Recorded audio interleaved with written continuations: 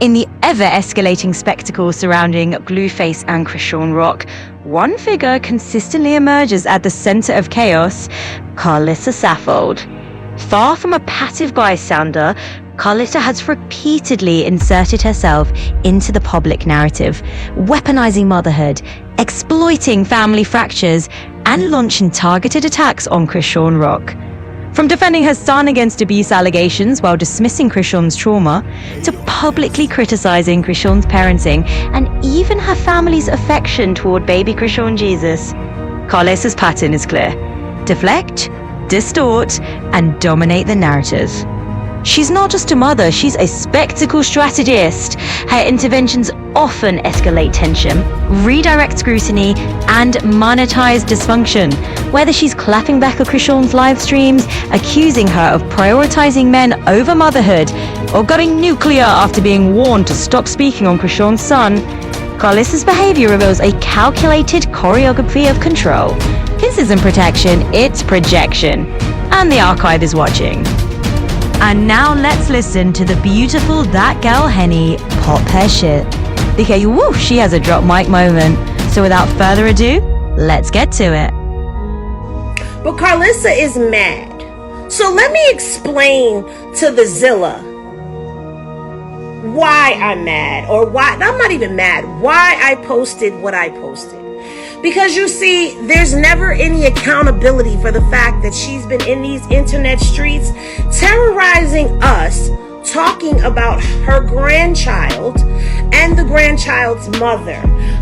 What made me post what I posted is the fact that she decided to give promo to the guy who was making fun of her grandson by posting the video, and not a screenshot, but the video, which links you back to where it goes to of the video that's making fun of her grandson.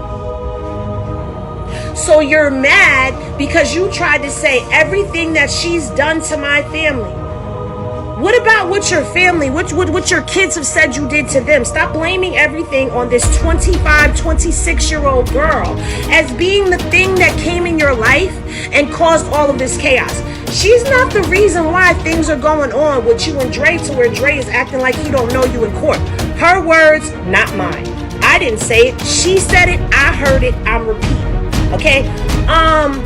She's not the reason that Callie went live, and that's a video that's out there, saying that she's always using her. And the reason why Callie is mad about the fact that she went into a situation defending your honor where she ended up being embarrassed and losing her husband.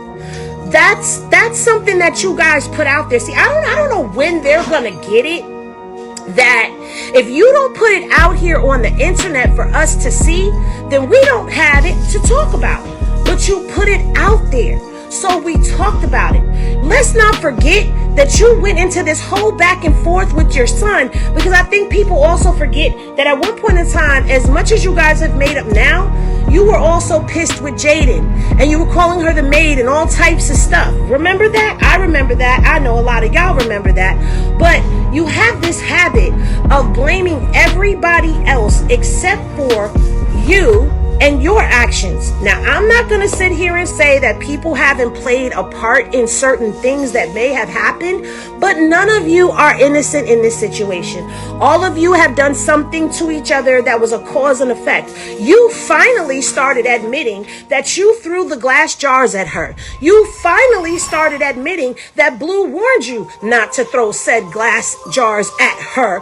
And you finally admitted to all of the stuff that she had been saying happened a long time ago. So you provoked what happened, and your son allowed it to happen, yet you're only mad at Krishan for it happening, but you weren't mad at your son. Your son disrespected you in front of the world. We saw it, we remember it, we know you do too. And it's not a matter of throwing shit in her face, but let's keep the facts straight. You and your son went back and forth about whose ring was better. You and your son went back and forth about BBLs and ashy ass cracks that were posted on the internet. Like, at the end of the day, like, come on now, are you serious? You're mad because you said this girl is the reason for everything that has happened in your family. Yet your son stood and told you that everything that is going wrong with you is because of you. Not because of him, not because of her, but because of you. That was his words. So now it done struck a nerve. So now you want to block everybody that's following that Henny page. Why do you want to block me when I'm just telling the truth? See, you think it's okay because it's your family, your blood, to get out here and feed these pages. Let me back up.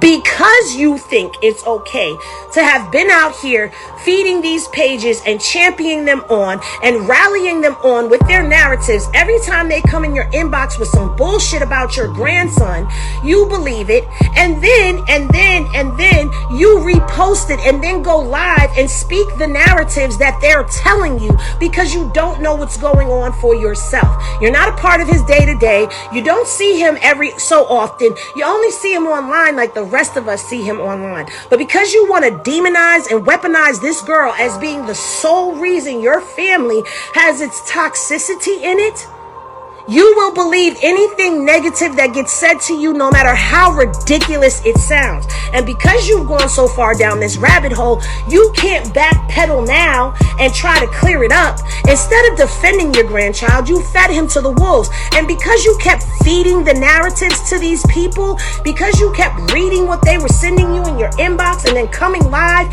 and giving life to it, that you posted it and promoted it, giving it a bigger platform, co-signing it without really co-signing it, but you're co-signing it because people saw it and more people went and watched it. And then what do you think they did? They shared it, and then that person shared it, and that person shared it, and that person shared it, and it ended up going viral. But you want to blame all of this on Krishan.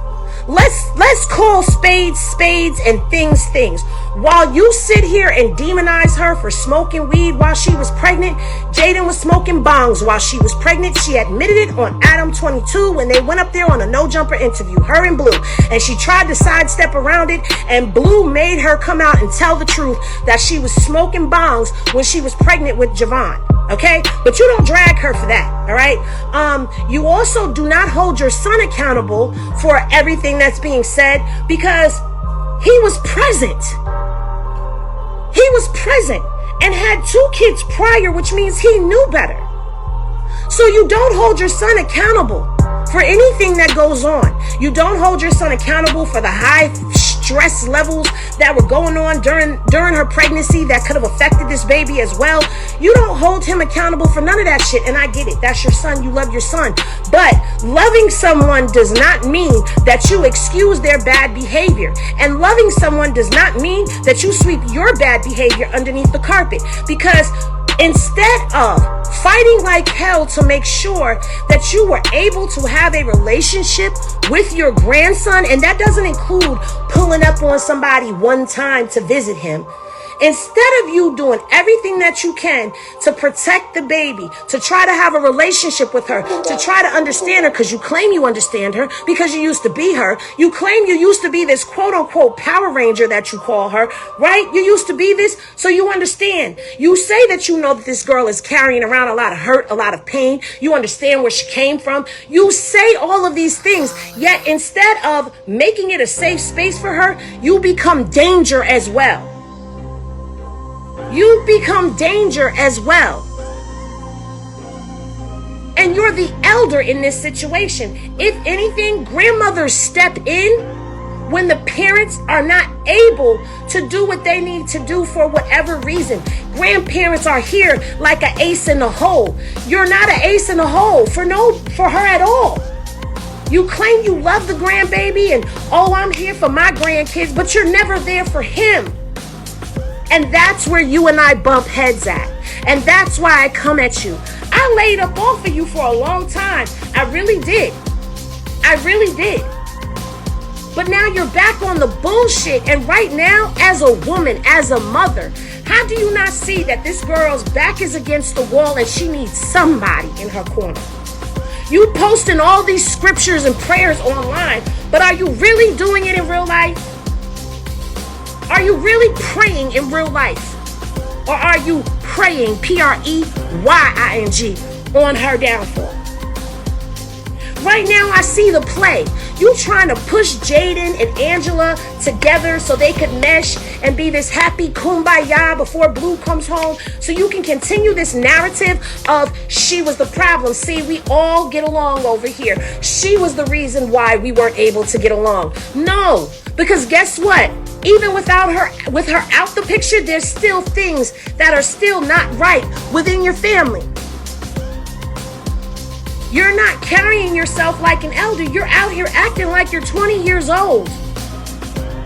And in the meantime and in between time, as a mother, you're not looking at everything that's going on or thinking about the mental health of this young lady who's caring for your grandchild. You were bullying that girl too.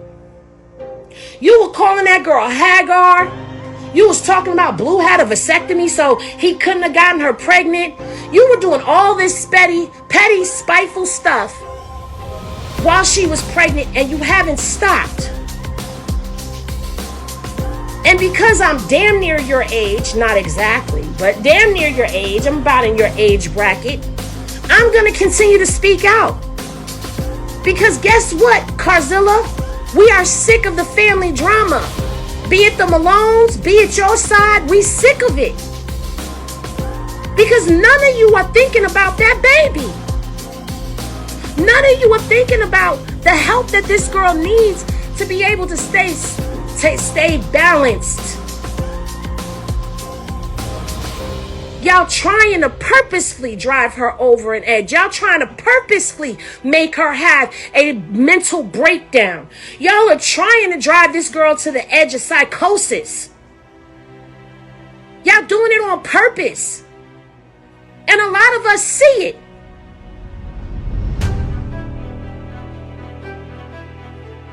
And you're not helping. Bravo, bravo, bravo, Henny girl. You did your thing with this live. Mic drop moment for sure. Everyone, go watch her live today. You won't regret it.